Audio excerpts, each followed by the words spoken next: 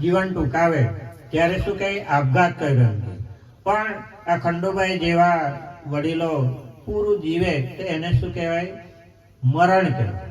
તો આ રીતે મરણ તો બધા માટે નક્કી જ છે.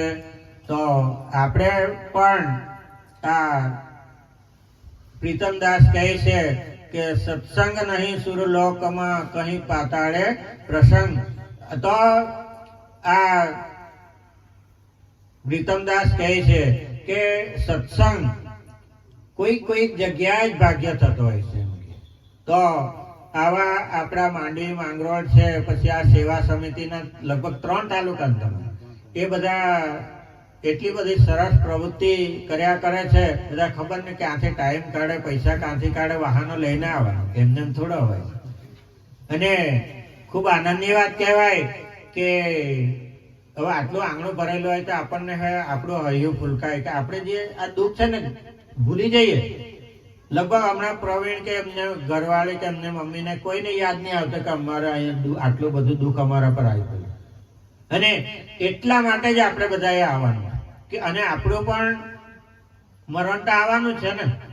અને તો આપણે મહાપુરુષો તો કહે છે કે આપણે જનઈમાં તો બરાબર મરીશું કેમ એમ કે તો મરણની તૈયારી આપણે પેલા છોકરા આખા વર્ષ ભણે ને તે રીતે આપણે કરતા રહેવાનું છે.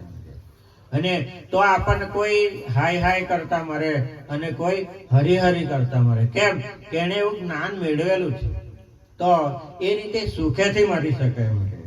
હવે માનવ જીવન આ તો મહાપુરુષો તો એવું કહે કે દેવોને પણ દુર્લભ. દેવો મનુષ્ય દેહની ઈચ્છા કરે. આપણને એમ લાગે કે દેવો ખરેખર આવું છે. હા ખરું છે. કેમ કે દેવ લોક એ ભોગ ભૂમિ છે. જેવી રીતે આપણે બેંકમાં આ રોશનભાઈ જેવાને ખબર પડે કે આપણે બેંકમાં બેલેન્સ હોય ને તો એ આપણે વાપર કરે પૂરું થઈ જાય. દેવભૂમિ તમે ગ્રંથો વાંચો ને બધા વાંચતા એટલે ખબર પડે. તો એ ભોગ ભૂમિ છે. જે હમણાં રોશનભાઈ ખૂબ સારી પ્રવૃત્તિ કરે એને દેવલોક મળે, પણ દેવલોકમાં ગયા પછી નવી કમાણી થતી નથી. ફરી પાછું આવી જવું પડે. આ ગ્રંથોમાં લખેલું છે અને દિવ્ય પરમ ગુરુએ લખેલું છે. અમે તો ગ્રંથમાંથી કંઈક મેળવીએ એમની કૃપાથી ને એવું કહીએ.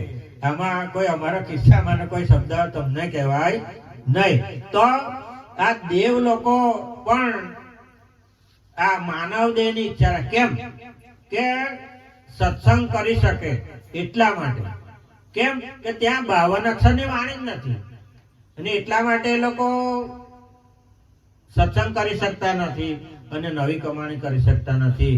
તેવો ઊંચો માનવ દેહ આપણને મળ્યો. એ ક્યારે મળે તો 84 લાખ અવતારોમાં છેલ્લો 83,99,999 પૂરા થાય. આખું ચક્ર ફરીને અને પછી માનવ દેહ મળે. તો માનવ દેહ મળ્યા પછી આપણું શું કર્મ, શું કર્તવ્ય મોટામાં મોટું કે મહત્વનું ખાસ હોય તો નિજ ઘર મેળવે. આપણું ક્યાંથી આવ્યો અને ક્યાં જવાનું, હું કોણ અને મારા કરતા કોણ. ભક્તિ તો ઘણા બધા કરે, પણ આપણે ભક્તિ કેવી કરવાની છે? ભક્તિ કુળવંત નારી હોય, પતિવ્રતા નારી હોય એની ઉપમા આપેલી. પતિવ્રતા નારી હોય તો પતિને લાજ વીંટળીને સુખ ન મળે. સાહેબ ગુરુ મહિમામાં નારાયણદાસ મહારાજે ખૂબ સરસ સમજાવ્યું. આપણા જે માલિક હોય, સર્જનહાર હોય એની આપણે ભક્તિ કરવાની. એ તો આપણે આ કોઈની ટીકા કરવાની નથી. પણ મેં પેલા કુંડળ એકવાર બહુ મોટો પ્રોગ્રામ હતો અને તે વખતે બધા ચાલતા જાય પેલા રેલવેમાંથી ઉતરીને. તો પેલા જમાલપુરમાં શૈલાલભાઈને ખબર હશે, ભગવાનદાસ મહારાજ. તો મેં પૂછી નાખ્યું, મને આમ જાણવાનું પૂછી નાખ્યું. ત્યારે ભગત આવે જ હતો. તો બાપજી એમ કે આ બધું આવું કેમ એમ આ બધા સંત દેવો છે, આ છે, બધું છે, બ્રહ્મા છે, વિષ્ણુ છે, શક્તિ છે, નિરંજન છે, આ બધું તેમ કે કોઈ 5 પૈસા, 10 પૈસા, 50 પૈસા, રૂપિયો એમ કે બધા પોતપોતાની મર્યાદા પ્રમાણે એમ કે કેપેસિટી પ્રમાણે રૂપિયો તે રૂપિયા માલિક ગણાય. તો આપણે તો ખરેખર ખૂબ ભાગ્યશાળી કે આ રૂપિયા ડાયરેક્ટ મળી ગયો છે. હા, અને મને પણ નહીં મળેલો. હું તો નોકરી કરવા પાણી આમ લેવા ત્યારે મેં ધર્મ લીધા ખરેખર તમને. અને ભીલવાડાની અંદર તે વખતે માંગરોળ તાલુકા, માંડવી તાલુકામાં, સુરત જિલ્લામાં જે આદિવાસી પટ્ટી ગણાય એમાં ભીલવાડા એટલે આ શૈલાલભાઈ લોકો તો જાણ્યું હશે, તો બહુ ટોપ લેવલ પર ચાલે. અને એ ખુમાનસિંહ ભગત છે ને વિંસીનું ઝેર પણ ઉતારતા. હા, અને પાણી આમલી મારી નોકરી એ નાગરજીભાઈ ને વિંસી કાઢે એ મંત્ર જાતે જ ઉતારી નાગરજી દાદા.